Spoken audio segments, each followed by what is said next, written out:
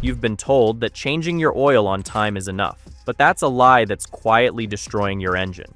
The truth is, engines don't fail because people forget oil changes. They fail because almost everyone ignores the crucial habits you need after the oil is changed. That's why most engines barely make it past 150,000 miles before catastrophic failure, leaving you with a $15,000 repair bill and a car that's dead before its time. But here's what dealerships and quick lube shops will never tell you. There are 15 simple habits the pros use after every oil change that can push your engine past 500,000 miles, and maybe even to 1,000,000. Most drivers know 2 or 3. The rest, they're the reason engines die young. The first habit takes just 60 seconds, but skipping it can cost you $15,000 in engine destruction. And the last habit? Almost nobody does it, but it's the difference between an engine that fails at 150,000 and one that outlives the car itself. Habit number 15 is stopping immediately if your oil pressure warning light comes on, no matter where you are or how inconvenient it is. That light illuminates when pressure drops below 5 to 7 psi, the absolute minimum for bearing protection. At idle with that light on, you have 60 seconds before severe bearing damage. At highway speed under load, you have 30 seconds before catastrophic failure. Operating just 5 seconds after the light appears might need bearing replacement at $2,000. 30 seconds destroys bearings and crankshaft journals for $6,000. 2 minutes means connecting rod failure and complete engine replacement at $15,000. Stop within 5 seconds maximum. Activate hazards. Pull to the nearest safe spot, even if it's a narrow highway shoulder, turn the ignition completely off, and don't restart. Call for a tow truck. Towing costs $100 to $300, but most roadside assistance covers it free. Check your dipstick. If it shows no oil, add a quart if you have one, but still don't restart. Document everything. Write down when the light appeared, what you heard, what the oil level showed. Photograph the illuminated light, the dipstick, any puddles underneath. Contact the shop immediately, even before the tow arrives. Keep every failed part as evidence. Engines where drivers stopped immediately have a 95% survival rate. Keep driving more than 1 minute and survival drops to 10%. But here's what catches most people off guard. You might think you're safe because your oil pressure light isn't on, but there's a warning sign that shows up days or even weeks before that light ever illuminates, and almost nobody pays attention to it. Habit number 14 is watching your oil pressure gauge for unusual behavior, not just waiting for the warning light. Don't just trust that red light on your dash. At steady speeds and RPMs, pressure should remain stable. A dancing gauge needle at constant speed indicates problems. Either the sensor is failing and giving erratic readings, or genuine pressure fluctuations from oil pump issues or bearing wear. Check pressure during acceleration and deceleration. Pressure should increase smoothly as RPMs rise and decrease gradually as they fall. Pressure that doesn't increase during acceleration suggests oil pump weakness or internal leaks through worn bearings. If pressure isn't steady or takes too long to build, shut down and investigate. Normal idle pressure runs 15 to 30 psi depending on your engine. Use a mechanical pressure gauge to verify electronic gauge accuracy if readings seem questionable. These $50 kits connect directly to oil pressure ports and give reliable measurements independent of sensors. Catching problems early can mean a few hundred in repairs instead of a $4,000 engine rebuild. Even if your pressure gauge looks perfect, you could be destroying your engine in the first few minutes after leaving the shop, and you won't know until it's too late. Habit number 13 is the proper first start protocol that protects your engine when it's most vulnerable. This combines 3 critical steps that work together: priming the oil system, proper idle time, and gentle brake in driving. First, prime the oil system every single time before the first start after an oil change. Disconnect the fuel pump fuse, crank the engine for 10 to 15 seconds while the oil pump operates without combustion. Watch that oil pressure light extinguish, confirming galleries are filled, and only then reconnect and start for real. If pressure doesn't build, rest 30 seconds for starter cooling and repeat. 2 or 3 cycles should do it. If your filter mounts upward, pre-fill it 70 to 80% full before installation to reduce air in the system. Never pre-fill horizontal or downward-facing filters because they'll just drain and create a mess. Primed engines show 50 to 70% less bearing wear over their lifetime. Once you start the engine, let it idle for 30 seconds minimum before you do anything else. This completes circulation to every bearing, purges remaining air pockets, and lets pressure stabilize throughout the system. Don't touch the throttle, don't put it in gear. Just let it run at its programmed speed between 1000 and 1200 RPM cold, dropping to 700 to 900 when warm. Watch that oil pressure gauge hold steady, without oscillation. If the oil pressure light stays on beyond 5 seconds, shut down immediately and investigate. Then drive gently for the first 100 miles after leaving the service facility. Fresh oil needs time to circulate and fill all the passages. If you floor it or run high RPMs right away, you're flooding the oil with combustion byproducts and fuel before it's had a chance to settle in. Avoid aggressive acceleration, high speeds, or heavy loads. Avoid high RPMs during initial warm-up. Cold, fresh oil flows slowly through narrow passages. High RPMs demand maximum flow when oil is least able to flow quickly. Let the engine warm at idle or gentle driving for 5 to 10 minutes. I've tested oil samples that showed 3 times more contamination after aggressive driving in the first 100 miles. Vary speeds and avoid constant RPM driving. This promotes complete circulation through all passages. Perfect startup procedure means nothing, though, if you miss the tiny mistake that can wipe out your engine within 50 miles of leaving the shop. Habit number 12 is checking for the infamous double gasket on your oil filter. This is the disaster most people never see coming. Here's what happens. Every oil filter has a rubber gasket that seals it against the engine. When you remove the old filter, you expect the gasket to come off with it. But sometimes, the gasket sticks to the engine block instead. If you don't catch it, you end up screwing the new filter right on top of the old gasket. Now you've got 2 gaskets stacked together. Double gaskets can't compress evenly, so the filter never seals right. The moment you fire up the engine and oil pressure builds, the seal blows out. Oil sprays everywhere, usually underneath where you won't see it. Within minutes, you lose all your oil, and the engine seizes while you're driving. To avoid this, always check both the old filter and the mounting surface. After you unscrew the filter, look at its base. The gasket should be a solid rubber ring around the filter. If it's missing, it's stuck to the engine. Shine a flashlight on the engine's filter mount. If you see any rubber, peel it off gently with a plastic scraper or even your fingernail. Never use metal tools that could scratch the surface. Wipe the area clean with a rag and a little brake cleaner so you're sure it's spotless. When you install the new filter, make sure it spins on smoothly. If you feel resistance or it doesn't thread easily, stop and start again. The filter should go on by hand until the gasket touches the metal, then give it another 1/2 to 3/4 of a turn. Don't use a wrench to tighten it, unless your car has a cartridge filter that calls for a torque spec.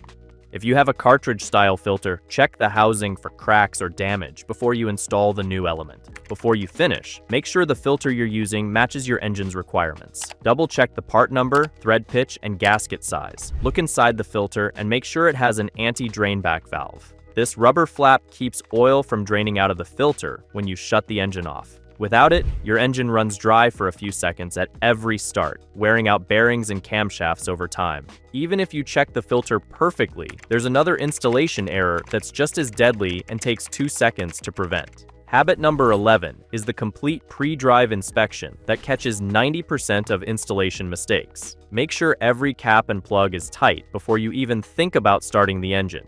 Grab your drain plug and make sure it's snug.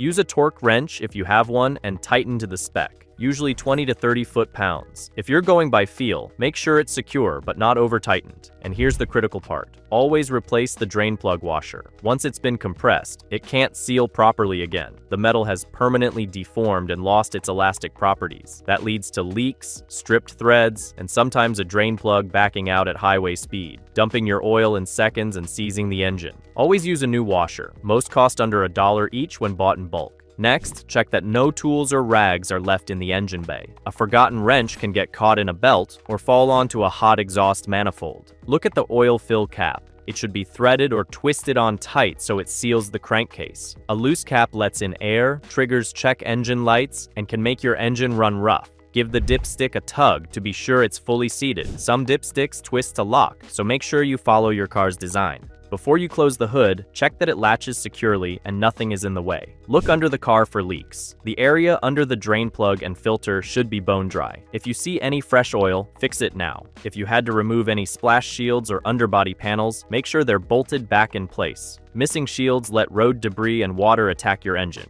Once you're sure everything is tight and clean, take the car for a short, gentle test drive. A mile or two is enough. This circulates the oil, fills the new filter, and helps you spot leaks before they become disasters. When you get back, park on clean pavement and let the engine idle for a minute. Look underneath again for any new drips. Get down there with a flashlight and check the filter base for wetness, inspect the drain plug threads, and trace the entire oil pan seam. Fresh seepage appears wet and shiny. Old seepage looks dark and crusty. Run the engine briefly while you're underneath to spot pressure-dependent leaks that don't show when it's off. Look for spray patterns indicating filter gasket blowout. Clean any spilled oil with brake cleaner before driving to prevent false leak concerns and fire hazards from oil dripping on hot exhaust. Here's the problem though. Even if everything looks perfect at the shop, most installation failures don't show up until hours later, and by then you might be miles from help. Habit number 10 is the comprehensive oil level and leak monitoring routine that catches problems in the critical first 24 hours.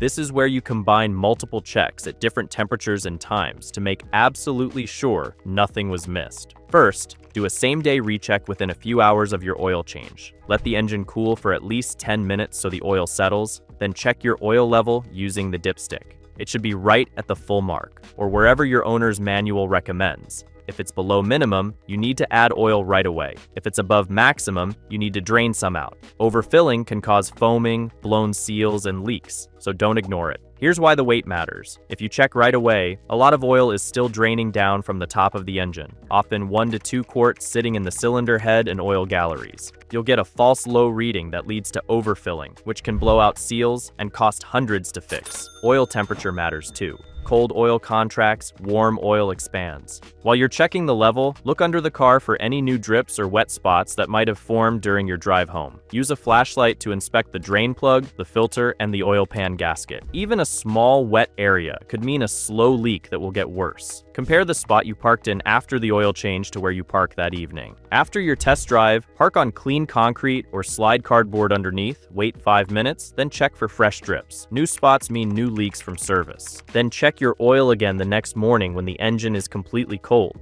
Some leaks only show up as the engine cools and seals contract overnight. If you see new spots on the driveway or the oil level has dropped, you know you've got a problem that needs fixing before you drive any farther. If your car's manufacturer recommends checking the oil cold, this morning check is mandatory. Always follow your manual's instructions for the most accurate reading. Take a quick look at your parking spot with a flashlight. Oil isn't always obvious, especially on dark pavement. If you see a wet spot, touch it with your finger. Oil feels slick and leaves a residue. Use proper dipstick technique every time. Wipe it clean, reinsert fully, then withdraw to read. If your oil turns milky, that means coolant contamination from a head gasket failure, and you need immediate attention. If the level drops from the upper to lower mark in a week, you're looking at severe consumption or a leak. During the first day, track how much oil you're using. If you have to add half a quart after just 50 miles, something's wrong. Normal engines shouldn't need any top-up right after a change. But even perfect oil levels won't save you if you're too trusting when you leave the service bay. Habit number 9 is post-service verification and assertiveness that protects you from shop mistakes and forces accountability. Never trust that the shop got everything right without double-checking. I've seen quick lube places pour in conventional oil when you paid for synthetic, or skip the change entirely and just reset your sticker. Before you leave, pull the dipstick and check the oil for color and level. Fresh oil appears amber or light honey colored. If it's dark right after service, they didn't change it. Glance at the bottles or ask to see the oil used. Make sure the viscosity matches your owner's manual. Check the invoice for specific details like Mobil 1 Full Synthetic 5W30 instead of just synthetic oil. Walk around the vehicle and look for tools left behind in the engine bay. Careless techs leave rags, wrenches, or funnels that can fall into moving parts. Check underneath to make sure splash guards were reinstalled. If you spot oil drops or a new stain after service, go back immediately. Too many people accept the shop's excuses or feel awkward about questioning the work. Shops will often claim the leak existed before service, suggest you drove over road debris, or argue leaks are normal for older vehicles. Take smartphone photos of the drips before you drive there. Ask to see the old parts in the problem area yourself. Tell the service manager exactly what you noticed and request they inspect the oil filter mounting surface for a double gasket and verify the drain plug torque. demand a proper inspection, and insist they repair it at no charge under their warranty. Most shops will cover their own mistakes if you're assertive and keep records. Document everything. Write down the manager's name, date, time, and what they promised, and get written confirmation before you leave. Here's where it gets tricky though.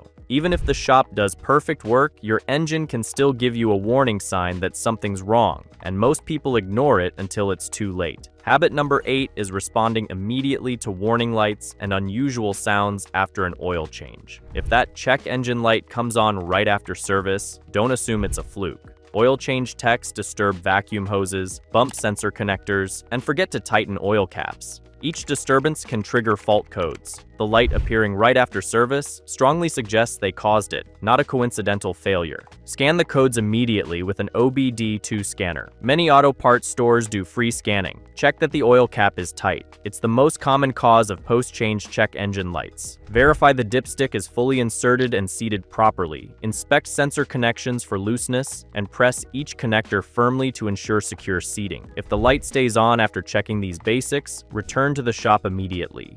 Distinguish the check engine light from the oil pressure warning light. They're completely different. The check engine light is yellow and indicates emissions faults. The oil pressure light is red and means shut down immediately. Listen for any new knocking or ticking sounds that weren't there before the change. Light ticking from the valve train that disappears within 2 to 3 minutes is just air purging from hydraulic lifters. Ticking that persists beyond 5 minutes means something's wrong with oil viscosity, level, or filter installation, and it'll accelerate cam lobe wear, leading to expensive cylinder head repairs. Deep knocking from the lower end that worsens under throttle means bearing problems, and you need to shut down immediately before connecting rods break and punch through your block.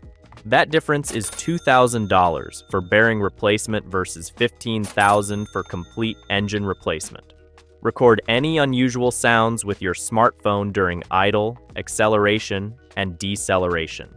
Those recordings help mechanics diagnose remotely and support warranty claims proving sounds appeared right after service. Perfect immediate checks are worthless, though, if you can't prove you did them when disaster strikes months later. Habit number 7 is maintaining bulletproof documentation that protects your warranty and tracks engine health. If you can't prove you followed the maintenance schedule with receipts and detailed notes, manufacturers can and will deny your warranty claim. I've seen people lose $6,000 because they had no proof of proper oil changes. Always reset your oil life monitor after every change so you know exactly when the next one is due. These systems track engine revolutions, temperatures, and driving patterns, but they can't detect that you changed the oil. Always reset the monitor and make sure it reads 100% before you drive off. Update your windshield sticker at the same time and set a phone calendar reminder as backup. Don't rely solely on the monitor either, since it can't detect coolant leaks or fuel system problems contaminating your oil.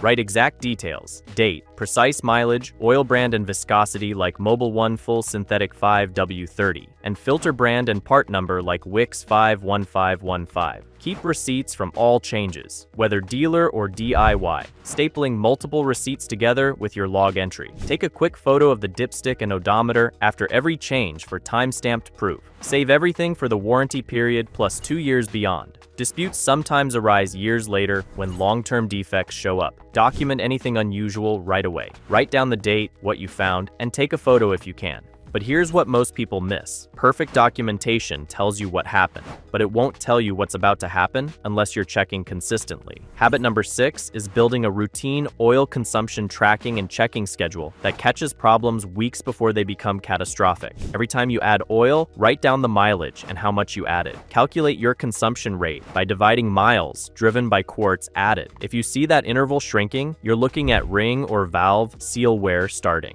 I've seen engines go from burning a quart every 5,000 miles to a quart every 500, and the owner never noticed until the engine seized. One guy documented his consumption dropping from 1 quart per 8,000 miles to 1 quart per 800 in a single oil change interval. That's failed piston rings screaming for help. If you catch it early, you can fix it before you're stuck with an $8,000 rebuild. Track this in a spreadsheet or notebook so you can spot trends before disaster hits. Stack your oil check with every fuel stop. Every time you fill up, pop the hood and check the oil. This makes your oil check automatic and means you never go more than a tank without knowing your engine is safe. Refueling happens every 300 to 500 miles for most vehicles, which is the perfect interval to catch leaks or sudden consumption spikes before they strand you.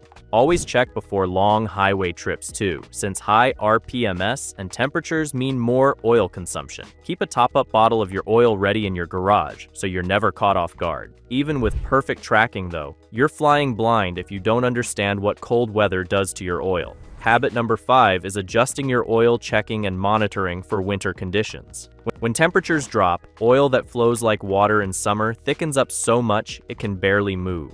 5W30 oil becomes thick syrup at 40 degrees and practically solid at 0. I've seen engines with perfect oil levels in July come in with wiped out bearings in January, just because their owners checked oil the same way all year and never noticed the change. Cold weather also creates weird leak patterns. Seals contract and create temporary leaks that disappear when warm, or some leaks only show up after overnight freezing. In cold weather, check your oil more often and watch how it drips from the dipstick. If it clings instead of flowing, it's too thick for safe starting. Make sure you're using the viscosity your manual calls for in winter. Many vehicles need 0W20 in cold climates, not the 5W30 you use in summer. If your oil pressure light takes more than a second or two to go out on a cold start, you're already risking expensive damage. And if you've got a block heater, actually use it. It can add tens of thousands of miles to your engine life in cold climates. Perfect winter preparation won't help you though if you have a turbo and you're committing this one deadly mistake. Habit number 4 is the turbo-specific maintenance that prevents $3,000 failures. If you drive hard and shut off your turbocharged engine right away, the turbo's still spinning at 100,000 RPM and baking hot, sometimes over 1,000 degrees. With the engine off, oil pressure drops to 0 instantly, but that turbo keeps spinning from momentum. Without oil flow, residual oil in the bearing housing literally bakes onto the surfaces like burnt food in a pan. I've torn down turbos so clogged with burnt oil they couldn't spin at all. These carbon deposits gradually strangle oil passages until bearings grind themselves to death. The fix is easy. After hard driving, let your engine idle for 30 seconds to 2 minutes before shutting down. That little wait keeps oil flowing while temperatures drop and saves you a $3,000 repair. And here's the kicker. Turbos eat more oil by design, so check your level at every fuel stop or weekly minimum. Even if you treat your turbo right though, you could be missing the biggest clue your engine is in trouble. Habit number 3 is the oil filter autopsy that reveals hidden engine problems. Most people toss the old filter without a second look, but that dirty filter is a goldmine of information. Cut it open and check the pleats for shiny metal. A few tiny specks are normal, but flakes or chunks mean trouble. Aluminum points to piston wear. Brass screams bearing material, steel indicates gear or cam damage. Use a magnet to see if you're catching iron. Check for a collapsed center tube or damaged end seals, because either one means oil bypassed the filter completely and your engine ran unprotected. Look for varnish deposits showing oil breakdown or sludge buildup signaling overwhelmed detergents.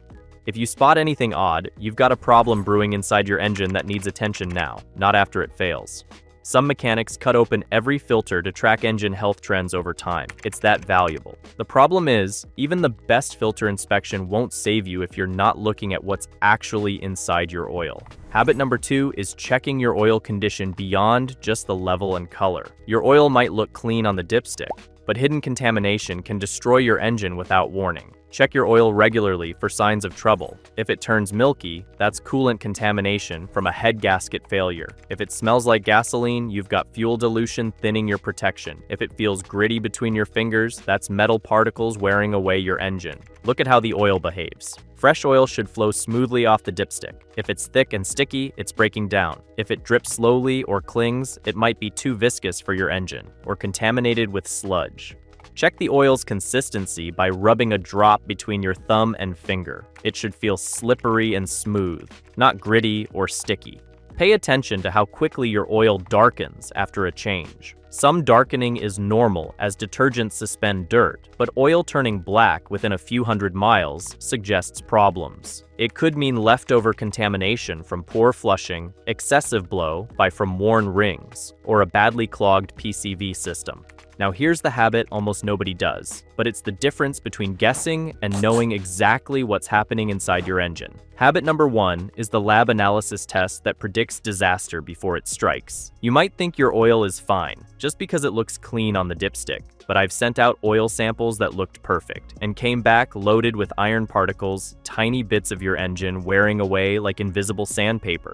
These microscopic metal particles tell the whole story. Iron signals cylinder wall wear, aluminum reveals piston problems, copper screams bearing failure. Fleet managers and engine builders swear by oil analysis because it finds the problems you'll never see until your engine is already toast. The test also catches fuel dilution thinning your oil and coolant contamination eating away at metal surfaces.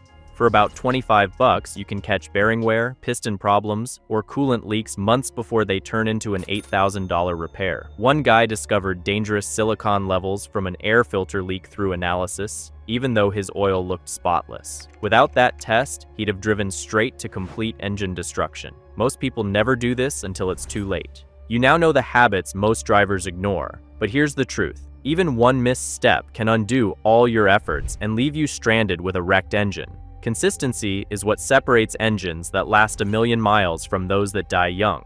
If you're serious about protecting your car, you can't afford to overlook a single detail. But there's one more thing. Most drivers make hidden oil change mistakes that sabotage everything. Click the video on screen now to uncover the biggest oil change mistakes and make sure your hard work never goes to waste.